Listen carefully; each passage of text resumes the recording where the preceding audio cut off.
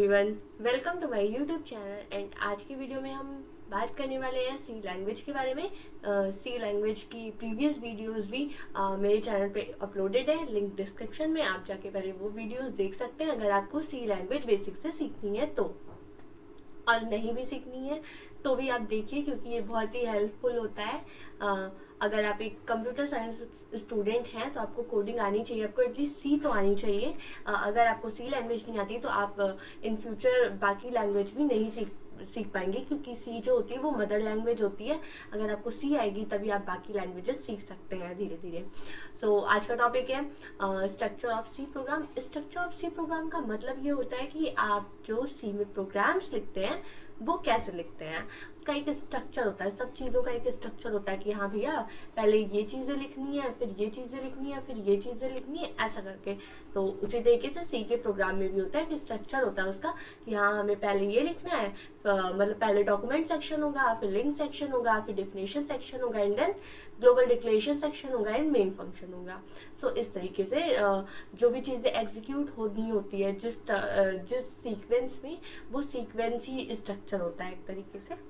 तो स्टार्ट करते हैं। जो सी का प्रोग्राम है उसमें सबसे पहले हम लिखते हैं document section, documentation section. Documentation section का क्या मतलब होता है? नाम से क्लियर हो रहा होगा कि डॉक्यूमेंटेशन का मतलब किसी चीज़ को डॉक्यूमेंट करना। डॉक्यूमेंट करना मतलब उस डॉक्यूमेंट के बारे में डिफाइन करना कि हाँ भैया ये जो डॉक्यूमेंट है ये चीज़ है। तो उस चीज़ को हम कैसे लिखेंगे? उस चीज़ को हम जो डॉक्यूमेंट है डॉक्यूमेंट में ही लिखेंगे।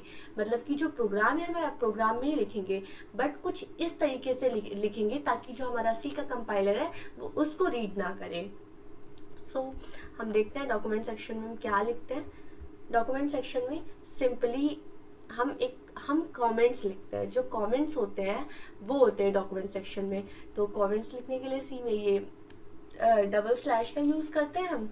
एंड डबल स्लैश के अंदर लाइक अगर हम लोग कोई प्रोग्राम बना रहे हैं जिसमें कैलकुलेटर का सपोज प्रोग्राम है, तो हमने यहाँ पे लिख दिया calculator programme.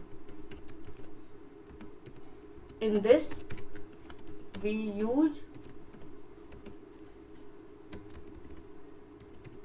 use arithmetic operator। So इस तरीके से हम कुछ लिख सकते हैं। इसको हम एक और तरीके से ये जो सी पे कमेंट्स होते हैं इसको हम एक और तरीके से दे सकते हैं। एक और तरीके से क्या, बेसिकली हम बोलते हैं ये जो डबल स्लैश होता है ये सिंगल लाइन कमेंट होता है, और एक कमेंट होता है मल्टी लाइन कमेंट। तो मल्टी लाइन कमेंट को हम लोग कैसे लिखेंगे? यहाँ पे स्लैश एंड देन स्टार, और यहाँ पे जो भी हमें कमेंट लिखना होगा वो सब हम लिख के, सपोज नेक्स्ट लाइन में भी लिखना है, फिर यहाँ पे स्टार एंड स्लैश। इस तरीके से हम मल्टी लाइन कमेंट लिखते हैं। सो अगर आपको सिंगल लाइन कमेंट लिखना है तो आप ऐसे लिख सकते हैं, और डबल लाइन कमेंट लिखना है या मल्टी लाइन कमेंट लिखना है तो आप फिर स्लैश और स्टार का यूज़ करेंगे। सो ये हम लोग जब भी हम सी का प्रोग्राम लिखते हैं तो हम ये कंपलसरी नहीं होता है, बट अगर हमें किसी को भेजना है प्रोग्राम या कुछ भी, तो अगर हम ये चीज़ें डॉक्यूमेंटेशन सेक्शन का यूज़ करते हैं और कमेंट्स लिखते हैं तो कोई भी इंसान जो देखेगा वो समझ जाएगा कि हाँ भैया ये इस चीज़ का प्रोग्राम है और इन्होंने ये चीज़ें यूज़ करी। आप जो भी उसमें डिस्क्राइब कर सकते हैं अपने प्रोग्राम के बारे में, वो सारी चीज़ें आप डिस्क्राइब कर दीजिए उसमें। सो ये होता है डॉक्यूमेंटेशन सेक्शन। अब नेक्स्ट है हमारा नेक्स्ट है हमारा लिंक सेक्शन। अब लिंक सेक्शन में क्या होता है, यहाँ पे हम देखेंगे ये जो हमारा लिंक सेक्शन होता है, लिंक सेक्शन में हम लिंकिंग कराते हैं। लिंकिंग का मतलब मैंने आपको प्रीवियस वीडियोस में पढ़ा रखा है, प्री प्रोसेसर। तो जो प्री प्रोसेसर होते हैं उन्हीं को लिंक कराते हैं हम। तो सिंपली आप प्री प्रोसेसर क्या होते हैं वो चीज़ें देखने के लिए आप वो वीडियो विजिट कर सकते हैं। एंड यहाँ पे मैंने सिंपली एक प्री प्रोसेसर एक लिंकिंग करा दी studio.h। अगर हमें प्रिंटफ स्कैनर फंक्शन का यूज़ करना है अपने प्रोग्राम में तो सिंपली हमें ये जो फाइल होती है प्री प्रोसेसर जो होता है standard input output function, stdio.h का मतलब ये होता है स्टैंडर्ड इनपुट आउटपुट फंक्शन। तो हम ये फाइल इंक्लूड करा देंगे stdio.h। अगर हम ये फाइल इंक्लूड नहीं कराते हैं तो हमारा printf scanf फंक्शन वर्क नहीं करेगा और हम printf scanf से जो भी चीज़ें हमें यूज़ करनी है वो हम यूज़ नहीं कर पाएंगे। तो ये होता है लिंकिंग सेक्शन। हमने यहाँ पे सिंपली लिख दिया लिंकिंग सेक्शन। ओके, यहाँ पे हमने लिख दिया डॉक्यूमेंट सेक्शन। डॉक्यूमेंट सेक्शन तो ऑलरेडी कमेंट में है, बट आपको ये चीज़ें क्लियर हो जाएंगी। फिर नेक्स्ट क्या है, नेक्स्ट हम देखते हैं क्या है। नेक्स्ट है हमारा डेफिनेशन सेक्शन। नेक्स्ट है डेफिनेशन सेक्शन। अब हम डेफिनेशन सेक्शन में क्या करते हैं, ये जो डेफिनेशन सेक्शन होता है, लाइक अगर हमें अपने प्रोग्राम में बहुत सारे बार 100 लिखना है तो हम क्या करेंगे। अगर हमें बाई चांस हमें चेंज करना पड़ गया, सपोज हमें कुछ चेंज करना पड़ गया अपने प्रोग्राम में, तो हम पूरे प्रोग्राम में जाके 10 बार वो चीज़ें चेंज नहीं कर सकते, या फिर ढूंढने में और बहुत सारी चीज़ें इन सब में टाइम लगेगा। इसलिए यह भी एक फंक्शन होता है, एक डिफाइन मैक्स 100। लाइक हमने ऐसे कुछ लिखा है, अभी हमें मैक्स 100 का मतलब 100, तो 100 से कोई चीज़ ज़्यादा ना हो तो हम 100 जो है उसको हम बहुत सारे बार नहीं लिख सकते हैं। बहुत सारे बार हम अगर प्रोग्राम में लिखेंगे यही लाइन बार बार या फिर डिक्लेयर करेंगे, इनिशियलाइज करेंगे, तो ये चीज़ें हमें बाद में ढूंढने में प्रॉब्लम होगी अगर हमें इसे रिप्लेस करना है। लाइक हमें इसे रिप्लेस करना है तो हमने यहीं पे रिप्लेस कर सकते हैं, तो पूरे प्रोग्राम में चेंज हो जाएगा। तो पूरे प्रोग्राम का अगर कोई चीज़ हमें लिखना है तो हम ऐसा कह सकते हैं कि हमें पूरे प्रोग्राम में बहुत सारी कोई चीज़ बहुत बार लिखनी है, रिपीट करना है, तो हम यहाँ पे डिफाइन मैक्स 200 इस टाइप का कुछ लिख सकते हैं। या फिर हम ऐसा लिख सकते हैं, अगर हमें पाई की वैल्यू आपको पता है, डिफाइन पाई 3.14, ठीक है, पाई की वैल्यू 3.14, तो हमने यहीं पे डिफाइन कर दिया। अगर हमें बाई चांस वैसे पाई की वैल्यू चेंज तो नहीं होती है, बट अब अगर हमें चेंज करनी है तो हम यहाँ पे लिख सकते हैं, हम यहाँ पे कुछ भी लिख सकते हैं। यहाँ पे हमने 10 लिख दिया इस तरीके से 3.14, तो इस तरीके से यहाँ पे चेंज कर सकते हैं। ये होता है आपका डेफिनेशन सेक्शन। नेक्स्ट है आपका global declaration system, global declaration section, global declaration section. Global declaration section का मतलब होता है, डिक्लेरेशन का मतलब क्या होता है, अच्छा, डिक्लेरेशन का मतलब होता है किसी चीज़ को डिक्लेयर करना, किसी चीज़ को बताना, हाँ भैया ये चीज़ है। और तो इस तरीके से सी के प्रोग्राम्स में भी डिक्लेरेशन सेक्शन होता है। तो और जो यहाँ पे ग्लोबल डिक्लेरेशन सेक्शन क्या होता है, एक मिनट हम यहाँ पे लिख देते हैं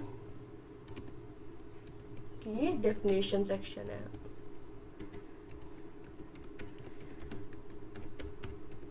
डेफिनेशन सेक्शन, ठीक है, यहाँ पे एक ग्लोबल डिक्लेरेशन सेक्शन होता है। ग्लोबल डिक्लेरेशन सेक्शन का मतलब कि कोई चीज़ें हमें डिक्लेयर करनी है तो ग्लोबली डिक्लेयर करनी है।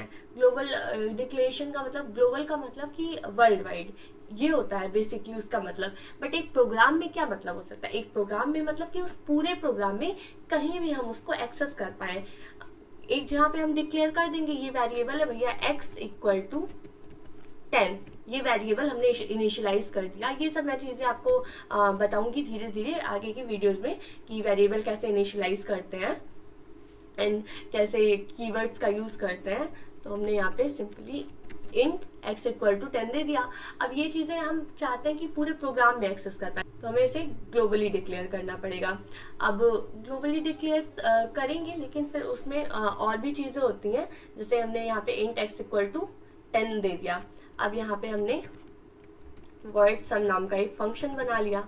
ये फंक्शन वगैरह मैं आपको आगे बताऊंगी, अभी सिर्फ एक बेसिक ओवरव्यू बता रही हूँ मैं आपको, ताकि आपको चीज़ें समझ आए, आपको समझ आए कि एक सी के प्रोग्राम का क्या स्ट्रक्चर होता है, कि उसमें डॉक्यूमेंट सेक्शन होता है, फिर लिंकिंग सेक्शन होता है, फिर डेफिनेशन सेक्शन होता है, एंड देन आपका ग्लोबल डिक्लेरेशन सेक्शन होता है। ग्लोबल डिक्लेरेशन सेक्शन में यही करते हैं हम कि एक कोई वेरिएबल हम डिक्लेयर कर देते हैं और वो उस वेरिएबल को हम ग्लोबली का मतलब अपने प्रोग्राम में किसी भी फंक्शन में एक्सेस कर सकते हैं। ये जो इंट x इक्वल टू 10 है, ये हमने ऊपर यहाँ पे डिक्लेयर कर दिया, तो ये आपका वॉइड सम और वॉइड सब दोनों फंक्शन में आपका एक्सेस किया जा सकता है। बट अगर हम इसे ग्लोबली डिक्लेयर ना करके हम इस फंक्शन के अंदर वॉइड के अंदर डिक्लेयर कर दें तो इसे ग्लोबली डिक्लेयर नहीं किया जाएगा। उसके बाद नेक्स्ट आता है मेन फंक्शन आपका। तो मेन फंक्शन जो होता है वो हम ऐसे लिखते हैं, वर्ड मेन, ये मेन फंक्शन होता है। कोई भी प्रोग्राम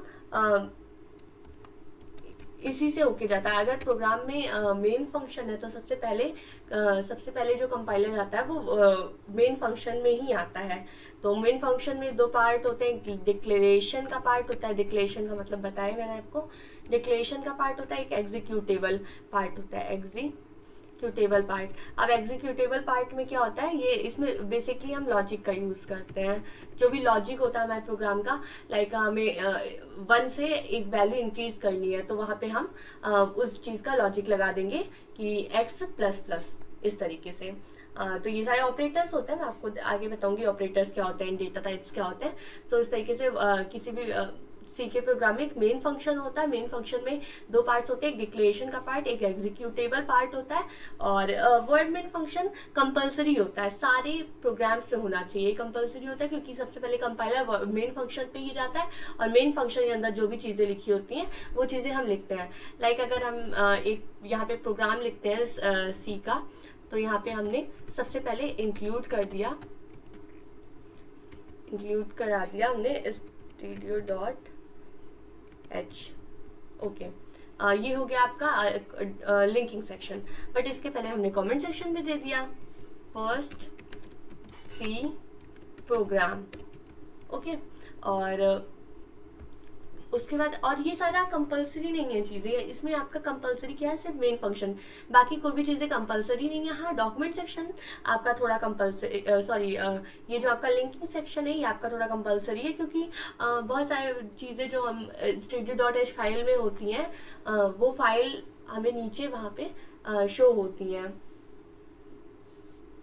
बेसिकली कहने का मतलब ये है कि stdio.h में जो भी चीज़ें डिक्लेयर हुई होंगी इस फाइल में, वो चीज़ें अगर हमें यूज़ करनी है तो हमें इस फंक्शन का यूज़ करना बहुत ज़रूरी है। हमें stdio.h फंक्शन का फाइल का यूज़ करना बहुत ज़रूरी है, बहुत इंक्लूड कराना बहुत ज़रूरी होता है।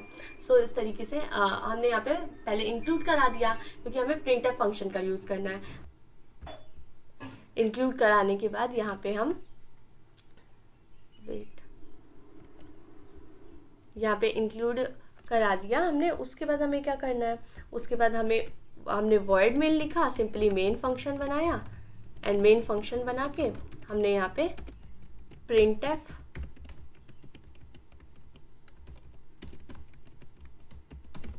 हेलो सी प्रोग्रामर। ओके, तो इस तरीके से हम एक सी का स्ट्रक्चर, प्रोग्राम का एक स्ट्रक्चर प्रिपेयर कर सकते हैं। इस तरीके से हमने यहाँ पे पहले डॉक्यूमेंट सेक्शन का यूज़ किया एंड देन हमने लिंकिंग सेक्शन का यूज़ किया और उसके बाद हमने मेन फंक्शन का यूज़ किया और मेन फंक्शन में सिंपली हमने प्रिंट करा दिया। लेकिन हम ये बहुत सारे इसमें सेक्शन होते हैं, सी के जो प्रोग्राम का स्ट्रक्चर होता है उसमें बहुत सारे सेक्शन होते हैं, लेकिन हमें सब सेक्शन का यूज़ ज़रूरी नहीं है कि हम सब सेक्शन का यूज़ करें। जहाँ जिसकी नीड हो वहाँ उस सेक्शन का यूज़ कर सकते हैं आप। So thank you for watching and मिलते हैं नेक्स्ट वीडियो में एंड देखते हैं सी में आगे क्या क्या चीज़ें होती हैं।